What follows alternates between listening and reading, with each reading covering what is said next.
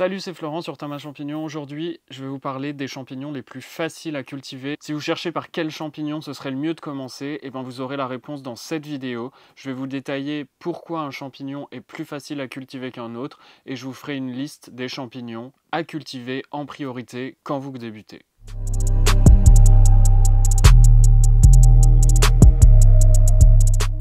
Pour commencer, il y a 3 points qui font qu'un champignon est facile à cultiver. Et le premier, c'est son adaptabilité.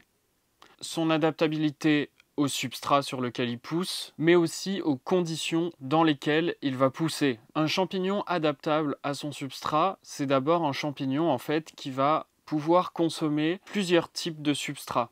Parce qu'il y a certains champignons qui vont pousser que sur un substrat. C'est le cas du shiitake par exemple, qui va aimer que les substrats à base de bois, en tout cas avec une certaine proportion de bois à l'intérieur. Et il y a d'autres champignons, comme la pleurote par exemple, qui elle va aimer une grande variété de substrats. Et quand je dis grande, c'est vraiment beaucoup plus grande, parce que beaucoup de champignons comme le shiitake poussent simplement sur le bois.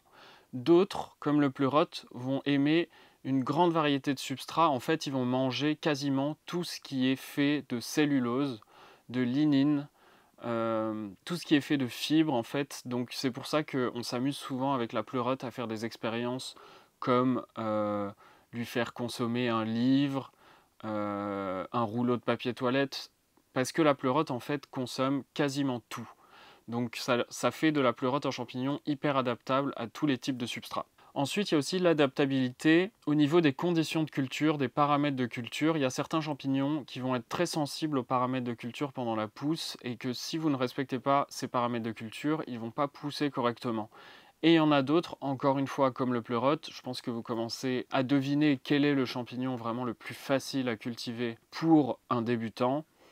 Le pleurote, par exemple, en fait, dès qu'il a colonisé son substrat, quelles que soient les conditions, à part si elles sont vraiment extrêmes, comme une sécheresse extrême ou un froid intense proche de zéro, la pleurote, dans tous les cas, va pousser et va sortir.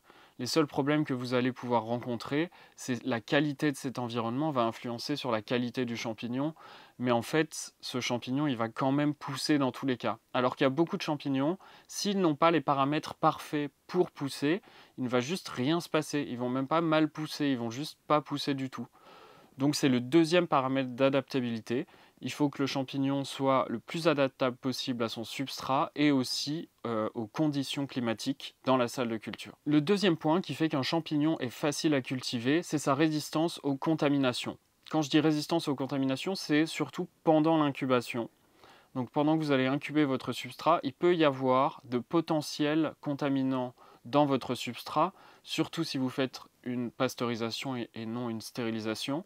Si votre sac est rempli de contamination, de toute façon, c'est perdu d'avance. Mais s'il y en a une ou deux, c'est possible que votre champignon la combatte et prenne sa place et après quelques temps, en fait, vive sa vie normalement. Et ça, il n'y a pas tous les champignons qui peuvent le faire. Encore une fois, la pleurote le fait très bien. Et en règle générale, en fait, c'est les champignons qui vont pousser rapidement, qui vont se répandre rapidement, qui vont pouvoir résister à ce genre de contaminants. Et donc, c'est pour ça qu'on arrive au troisième point. Quel champignon est le plus rapide et le plus lent à pousser? Parce qu'en fait, le temps, c'est pas forcément une difficulté, mais ça va influencer sur la condition précédente, c'est-à-dire la résistance aux contaminations.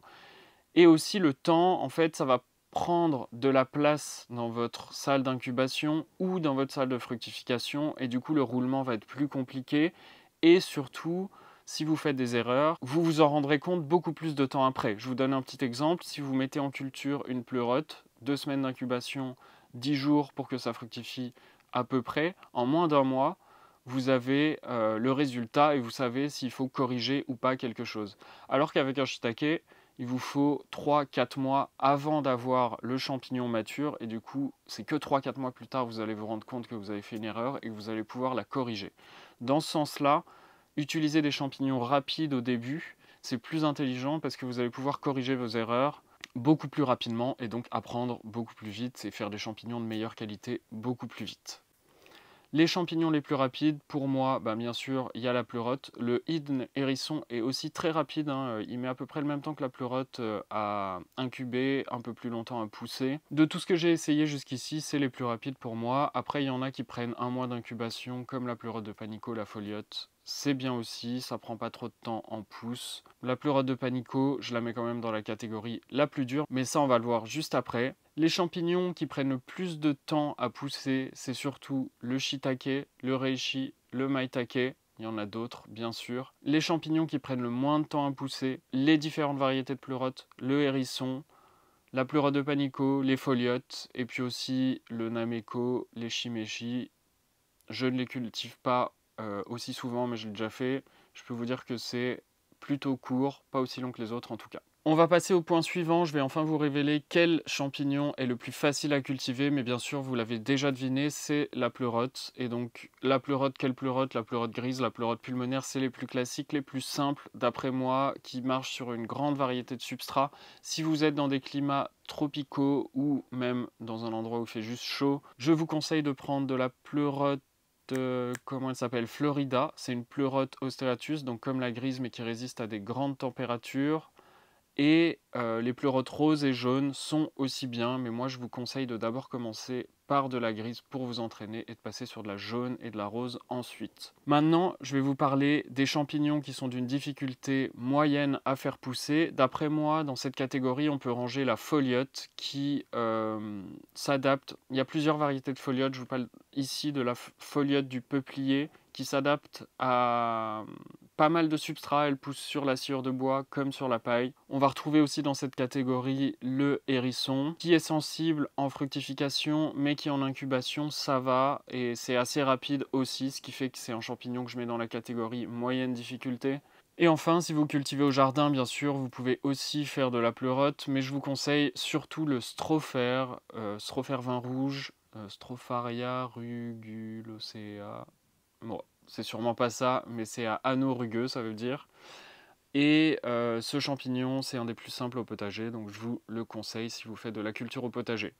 Enfin, les champignons les plus difficiles à cultiver, d'après moi, on a le shiitake qui est assez dur, surtout parce qu'il est long à faire et qu'il nécessite des paramètres de culture assez précis, que sa stimulation de la fructification, il y a des étapes supplémentaires et tout, donc c'est un peu plus compliqué. Le reishi, je le mets dans les plus durs, mais en vérité, c'est juste parce qu'il est très long à faire pousser. Sinon, je trouve que c'est un champignon assez simple. Même dans le sac en lui-même, il pourrait pousser sans le mettre en salle de fructification. Et enfin, pour moi, le plus dur des plus durs, c'est le maitake. En tout cas, quand on parle de champignons lignivores, parce que c'est surtout de ça que je parle sur ce blog. Tout simplement, je ne suis pas encore arrivé à le cultiver, mais ne vous inquiétez pas, je vous ferai une vidéo dès que j'y suis. Voilà, on a fait le tour. Bon, à ce point de la vidéo, si je vous ai un peu perdu, ne vous inquiétez pas, il y a beaucoup d'informations. Je vous conseille d'aller voir sur le blog, j'ai fait une liste que j'ai imprimée là, voilà, qui est en fait une liste d'une trentaine de champignons les plus cultivés dans le monde. Et vous avez aussi les substrats sur lesquels ils poussent le mieux. Donc je vous mets un lien dans la description pour cette liste. Ça peut être très pratique. Donc voilà, je vous laisse aller regarder tout ça. Merci d'avoir regardé cette vidéo jusqu'au bout. J'espère que ça vous intéresse toujours autant. Dites-le moi dans les commentaires, abonnez-vous, likez la vidéo et je vous dis à très bientôt pour une prochaine vidéo sur Tamas Champignon.